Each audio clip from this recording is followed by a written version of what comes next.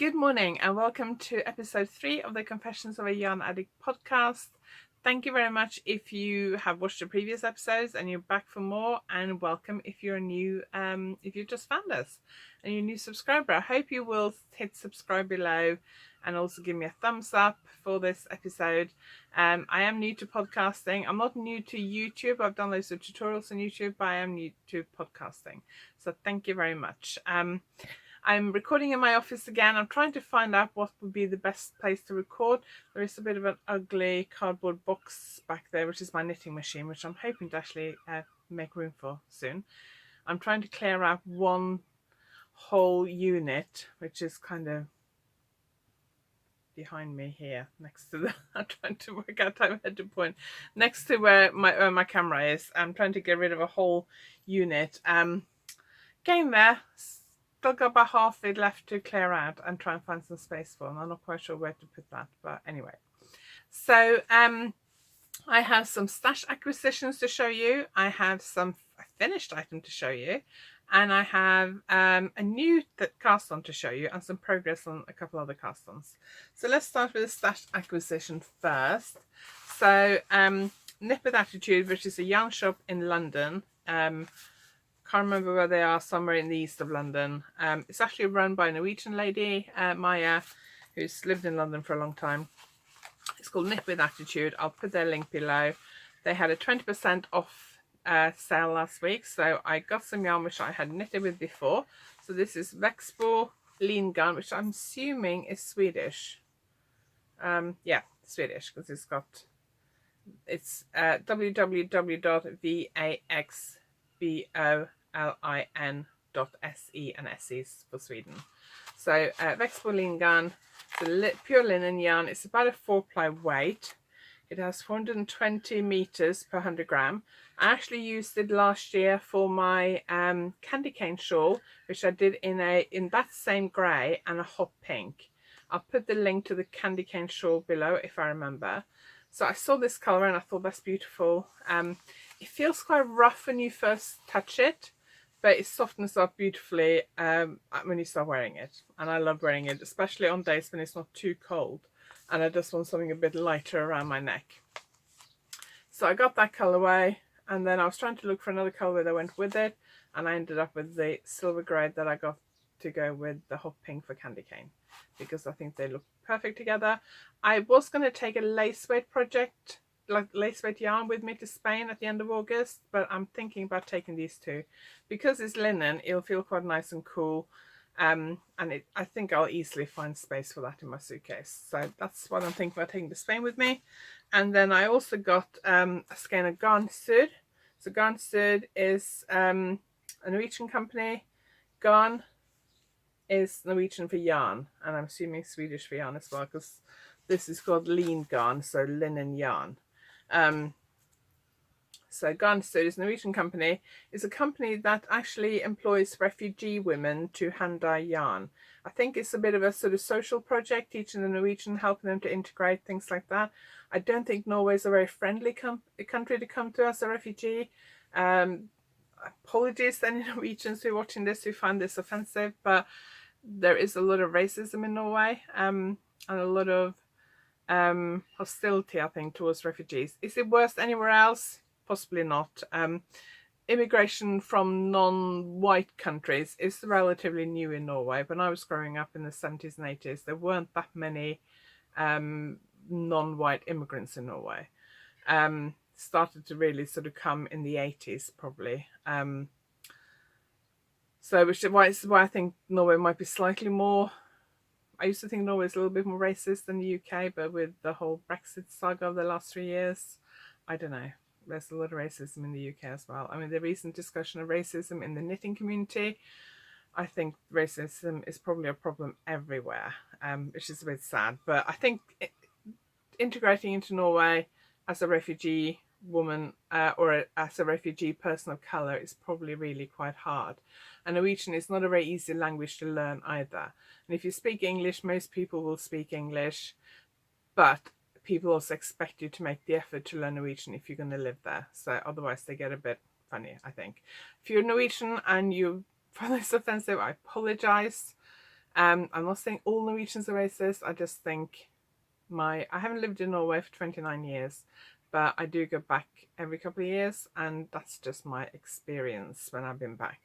So anyway, enough about that. I got this garn suit. It's 75% superwash merino, 25% nylon, 425 meters, 100 grams skein.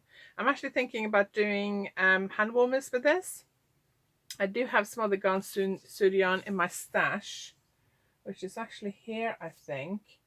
I got that skein, and then I got like a turquoise, almost solid skein, which I'm thinking about combining those two into a shawl. That's the same blend. But because this is a little bit darker and a little bit more solid, I was actually thinking this would make really nice hand warmers. I like the colour, it would go with a lot of stuff that I wear, and I could probably do with some more hand warmers for the autumn.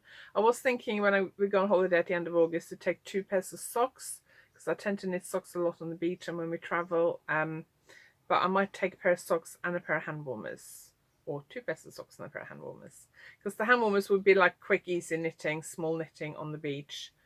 They will be laces, so it won't be quite as simple as the socks, but it would be good for beach knitting. I like things that are small on the beach that I can hold without it like resting in my lap, and getting loads of wet and sand and stuff in it. So that's probably what I'm going to do with that. So that's my stash acquisition this week. I'll put the link to knit with that to you below. That's where I got both of them from. And then we got a finished item. So I knitted this. I haven't got a name for this yet. If you have any suggestions, let me know. It's Zauberball Cotton. I thought it would actually come out a little bit more stripy than it has.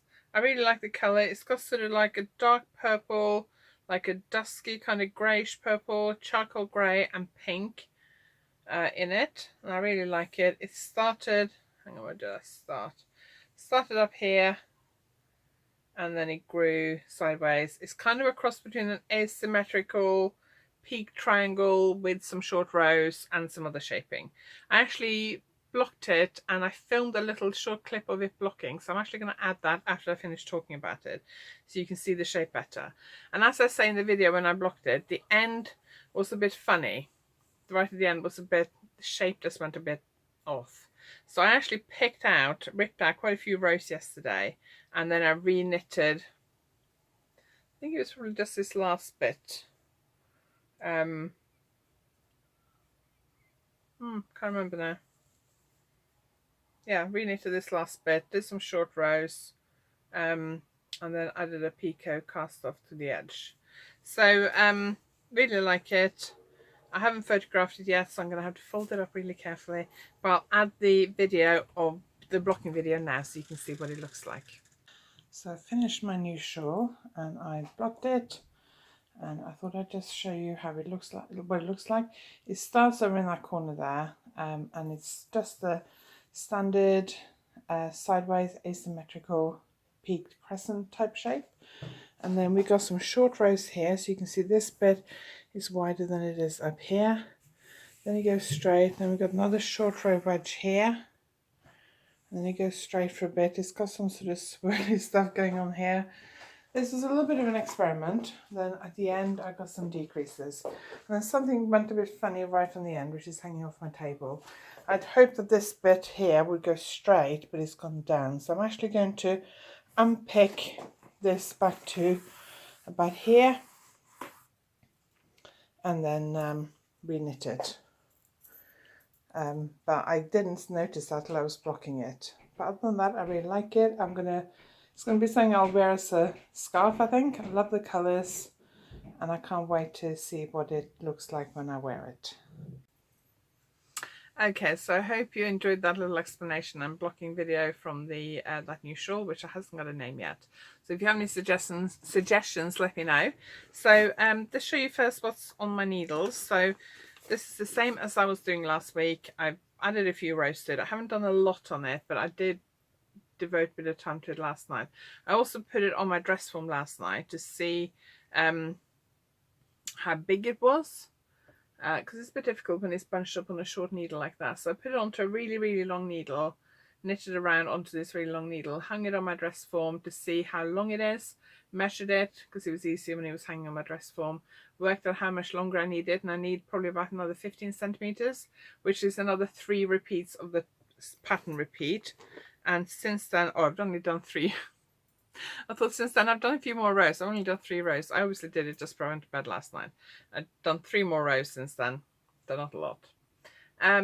But yeah, that's it. I don't know whether to change to 1 more repeat, 1 or 2 more repeats, and then add another stitch pattern at the end or not. It's got garter stitch around the neck.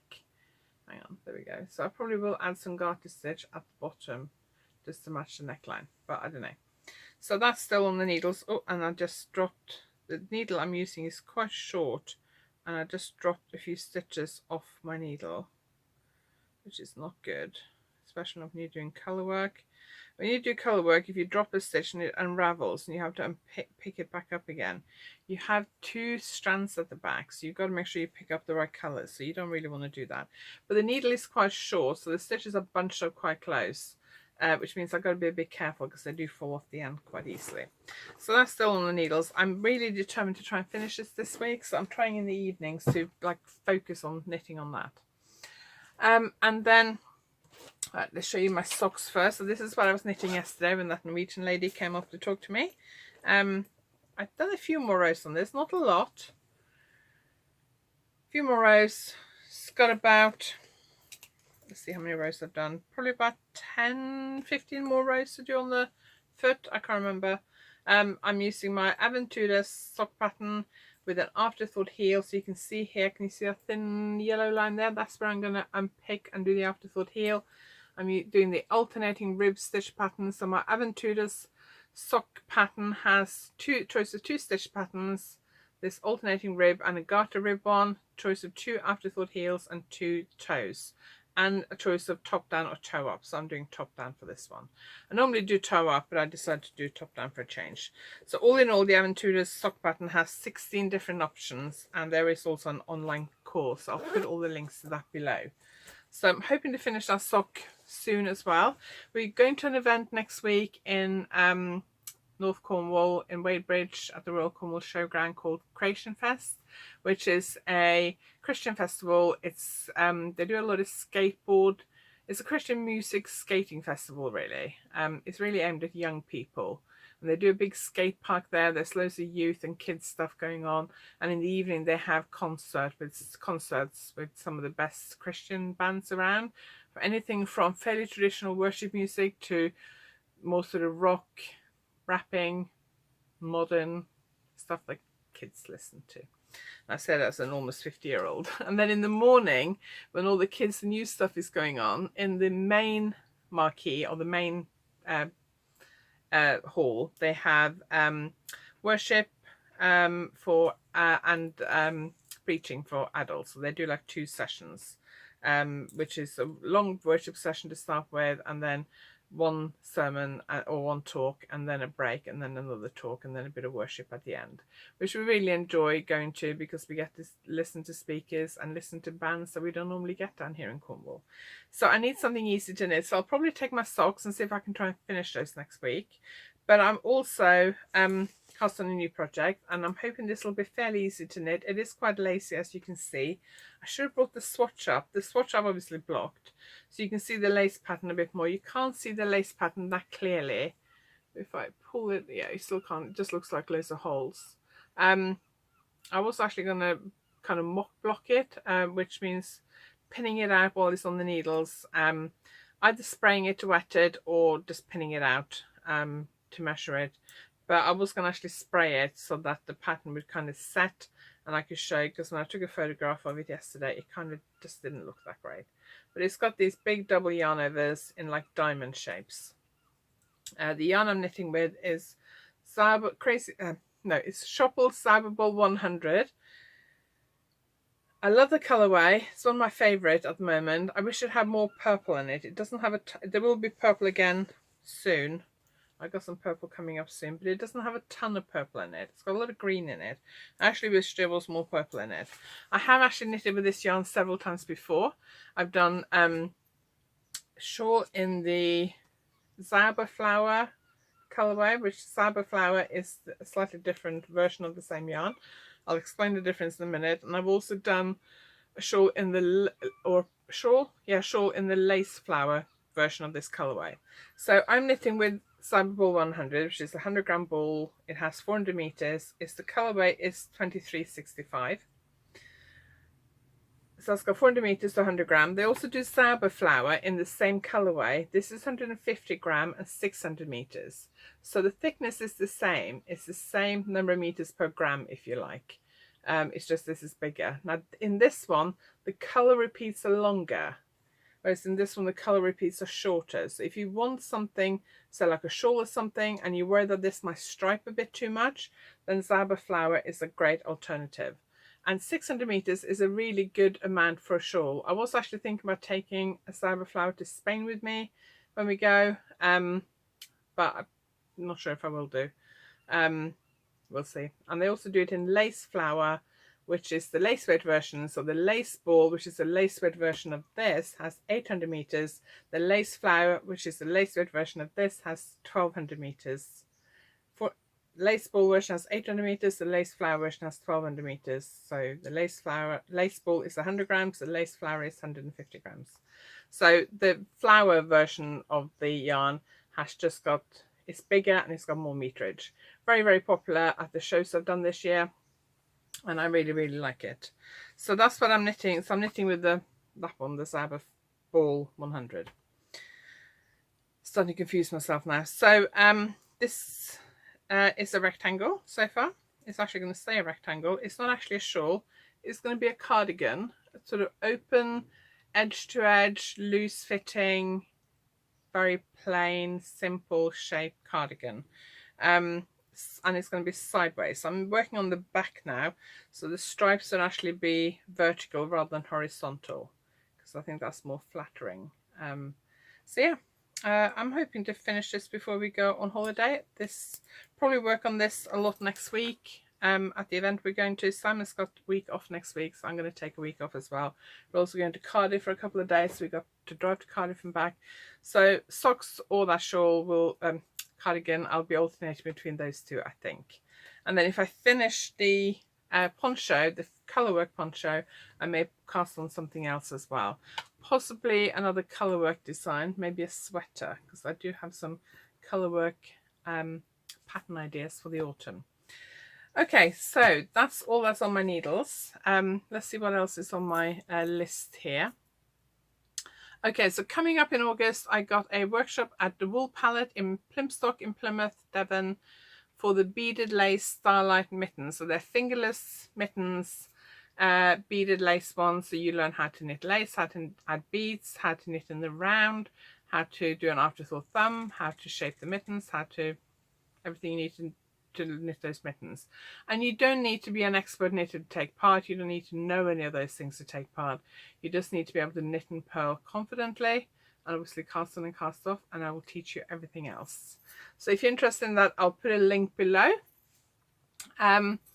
Do sign up to my newsletter if you haven't already. The link is below, because I'm going to be 50 in August, less than a month away now, towards the end of August. And I've got a few giveaways and discounts and special offers and things like that planned for August. I know August is like 2 days away from when I'm recording this, and I haven't actually like mapped out the firm plan yet. So I need to sit down this afternoon and try and do that. So but sign up to my newsletter, and then you'll know everything that's going on. I've also got my knit along starting on the 1st of August for my Facebook group, Love of Lace Knitting. There is also a hashtag that you can use if you're not on Facebook but use Instagram, or even if you're a member of the Love of Lace Knitting Facebook group but you also use Instagram. There is a hashtag that you can use, so if you want to use Instagram to take part, you can do. The pattern is the Valletta shawl, which I showed off last week, and there is a separate video on that as well. I think it was the last one I uploaded, so you can find that if you just click on my channel, you'll find that. It's a sideways shawl. I haven't got it here because it's hanging downstairs in my dress form. It's a sideways shawl, quite big, but I have a blog post on how you can make it smaller, which is linked to on the pattern page. I'll put the link to the pattern page below, and you can find the link to the blog post there on how to make it smaller or bigger. So that's happening in August and September. I will do a price draw at the end of September. There is a 50%, I will actually do a price draw for the Facebook group and for Instagram. So if you want to enter on both, you can do. And also in the Facebook group, we'll chat about it and things like that. So if you want to enter that, you just got to finish it by the end of September. And you can knit a smaller version if you want to. That's fine. It's fairly easy, so even if you're new to lace knitting, it should be doable. I will link to some tutorials on my website. I might do some new tutorials. I'll see how much time I have with week's holiday coming up next week. But I'll put all the links to that below. There's a 50% discount code for the Valletta pattern, which is valid till the middle of September. And I'll put the details of that below as well. And the discount code is also on the pattern page, on the Ravelry pattern page. I'm also doing some kits, which are limited pre-orders. So because people want to knit, and I've had some orders from people in the US and things like that, so they've got to have a bit of time to get to them. So the kits I will actually, I said 1st of August, which is Thursday. So I will order those kits I'll probably order them first thing on Friday morning. So they get to me sometime next week. And then as soon as they get to me, I will ship them out, hopefully by middle of next week. But you got to order by the end of Thursday. If you're up early on Friday, you might just manage it. But as soon as I start work, about 9 o'clock on Friday, I will order those, and they are discounted as well. Okay, so one of the things I want to talk about today is how knitting helped me cope with chronic pain and actually got me back to work. So the reason why I decided to talk about that is because I woke up this morning with a bit of a crick in my neck. I actually struggling to turn my head. I can't turn it much more than that. And I can't turn it much more than that. It's a pain in here. I get it from time to time. I used to get it quite frequently. I don't get it as frequently anymore. I can turn it that way and do it that way. And yeah, but it's just that way at the moment. Normally I got quite good mobility. It's mainly when I'm doing that. I put some stuff on it this morning. Some on my doTERRA Deep Blue Rub. I actually have the tube in my bathroom. And I'm going to put some more on when I finish recording this, because that really soothes and eases it. And I'll keep applying some essential oils that I use for pain throughout the day. And what I do is I just keep every so often just gently pushing into it. I don't find stretching it really helps, but I do find if I just gently push into it and a little bit more, and then I just keep massaging it, and then goes away after a couple of days. I get it regularly. I don't get as much as I used to, but I suffer from chronic upper back and neck pain. I was in a car accident when I was 14 and again when I was 30. And I had pain after the first car accident when I was 14, and I've tried loads of treatments over the years. I found that when I was working in an office, working part-time was best for me, because working full-time I just spent a lot of money on chiropractor and massage and things like that. Then when I was 30, I was in another car accident, and then after that I had to give up work. I was on sick leave for 6 months, then I went back to work for a couple of months, but I didn't actually work. I only worked part-time during that time. I did mornings, and in the 2 months I was back at work, I never worked a full 5 mornings. I was either calling in sick or taking annual leave. And then after 2 months, I just couldn't cope with it. I had young kids at the time. Emily was 2, I think. 18 months, maybe 2 years old. I was just really, really struggling, and I just couldn't cope. So I was signed off again, and then I was given ill health retirement from my job, and I went on to disability benefits, which is really demoralizing. And then when my kids went to school, both kids were at school, I got really bored, really depressed, being at home in pain. I don't really like doing housework anyway, and I was just bored and depressed and fed up, and life was not good. Then my daughters, these fluffy fake fur scarves were really popular when my kids were at primary school, and I asked some of their friends' mums who had them where they bought them from, and they all said. Okay, so I got interrupted by an important call I had to answer, so I'm not quite sure where I got to. But yeah, I got back into knitting. My girls wanted these fluffy scarves. I got some yarn from my local wool shop. They don't actually sell anything. They didn't actually sell anything at the time that had wool in it. But they did sell some cheap yarn. And I got some of this fluffy yarn and I knitted loads of scarves. I then started knitting some for myself, some for presents. One of my neighbours saw them, so she ordered loads for Christmas, so I knitted loads. That first winter, I probably knitted like 50 of them or something ridiculous. They were just garter stitch on 8mm needles, boring, but I knitted loads of them. And it just helped me to distract me. And because they were fairly quick, they gave me a sense of achievement. So when I finished my day, when I went to pick my kids up from school, because I used to just sit around and not do much during the day, because a lot of my friends were back at work by the time my kids were at all at primary school, and I was just bored, and I wasn't, because I was suffering from depression as well, I wasn't actually feeling that much like socializing. So I'd sit home and watch daytime television, which is like, you know, that's just a recipe for disaster really. That makes you even more depressed. So knitting these scarves at least gave me a sense of achievement, because by the time I went to pick my kids up at 3 o'clock, I'd achieved something. I could look at it and think, right, I did that today. I did something. Then obviously after 50 scarves, I started getting bored. So I started buying other novelty yarns. I can't stand novelty yarns now, by the way, but at that time they were like the best. And I started making other things. I started making some handbags. I did some felted handbags. I tried working out if I could sell them at local craft shows, and I realized very quickly that people won't pay very much for handmade things at small local craft shows. You really got to do the big upmarket ones for that. And I didn't know anything about any of those. We don't really have many of those down here in where I live in Cornwall. So, but the knitting, so I gradually expanded my knitting repertoire. I'd been knitting as a child and as a teenager and in my early 20s, and I'd done fair isle sweaters and quite complicated stuff. So I did get bored quite quickly with some of the simple things I was doing.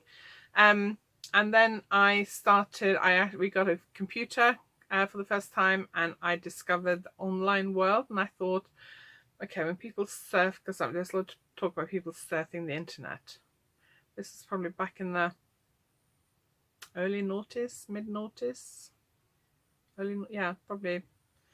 Anyway, so I kind of thought, well, what do people look at when they surf the internet? So I think I just typed in knitting one day, and I found a website that sold really nice yarn, stuff that I couldn't get locally, and they also had an online forum which I joined, and I met loads of lovely people through that, and so I spent quite a lot of time every day chatting to people through that forum. I met a lovely local lady who, well, local-ish, she opened a yarn shop an hour away from me called Spinner Yarn, which is where I first started teaching as well, and things just started snowballing. I started blogging. People were asking me about, and I was mainly knitting my own stuff, like just making up stuff, not really designing stuff, just making it up. And people were asking me about the patterns. So I said, well, I just made it up. So then I thought, well, maybe I should try and write it up. How difficult is it to write a knitting pattern? And the reason I was doing my own thing was, one, because I don't really like following other people's instructions, or even my own instructions for that matter. I don't like following recipes or patterns. And the same with cooking. I don't really like following recipes or instructions for how to put stuff together, or, you know, anything. I don't like instructions. I don't like being told what to do.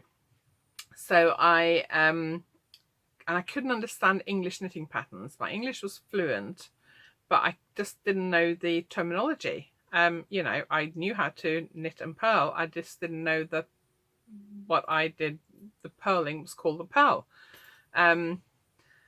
And I just didn't know the terminology. So discovering an online knitting community helped me a lot, because it meant that I could just ask questions, and it helped me to understand British knitting terminology, really.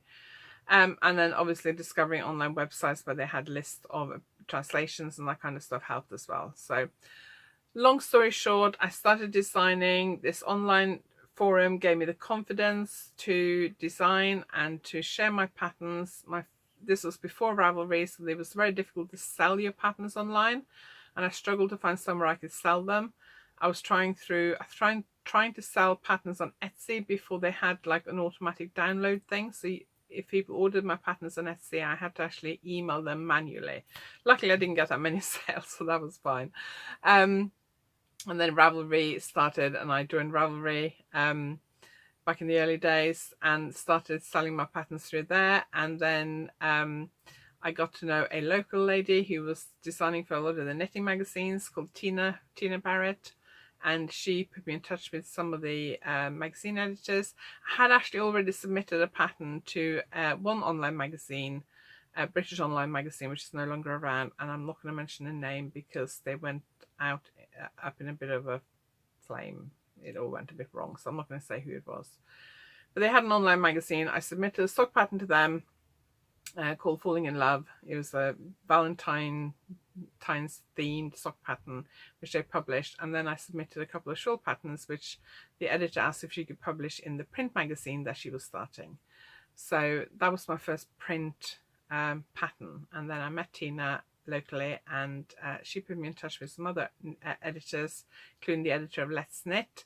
So I then sent in a design to Let's Knit, and they accepted it, and so I started designing for Let's Knit, and then the balls just started rolling.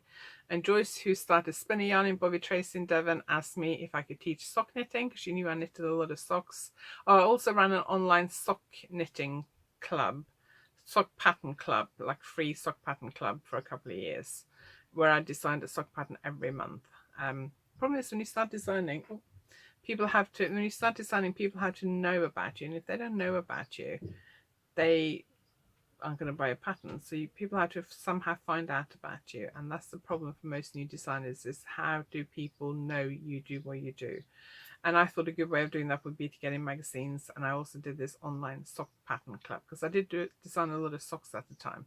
So I would offer the pattern free to the sock pattern club, which we did through a blog, and then afterwards I would list it on Ravelry and things like that.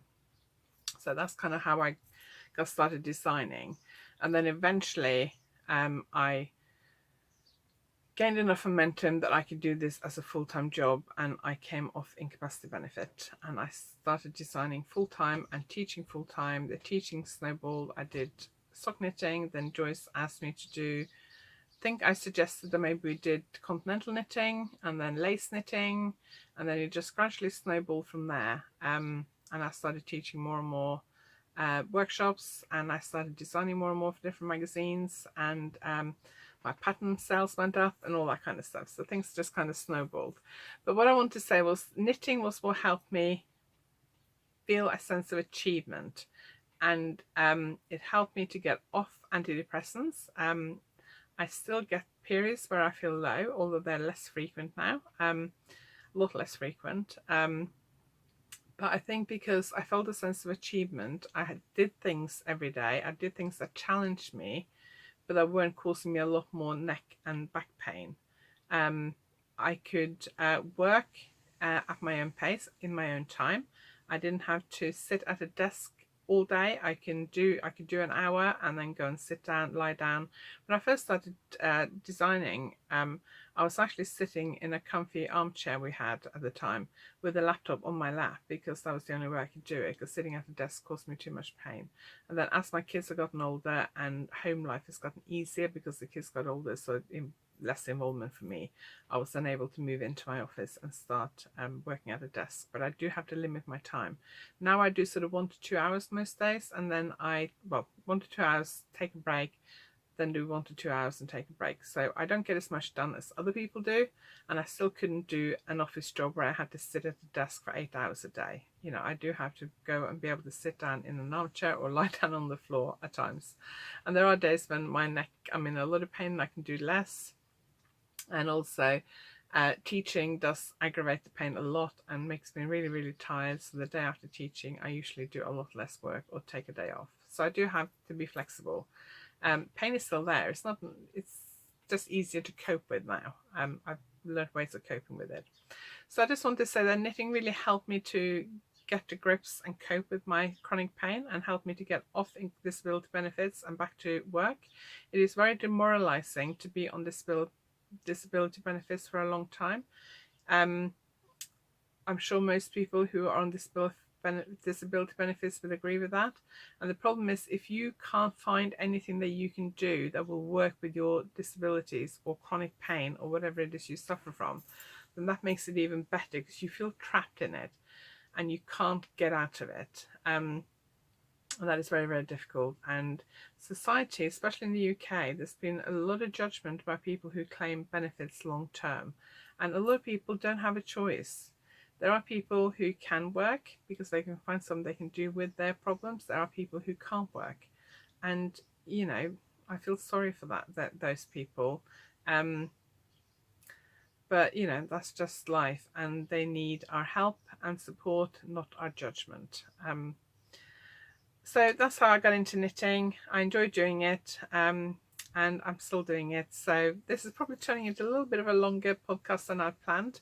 But if you have if knitting has helped you cope with anything in your life, I'd love it if you'd be willing to share it below.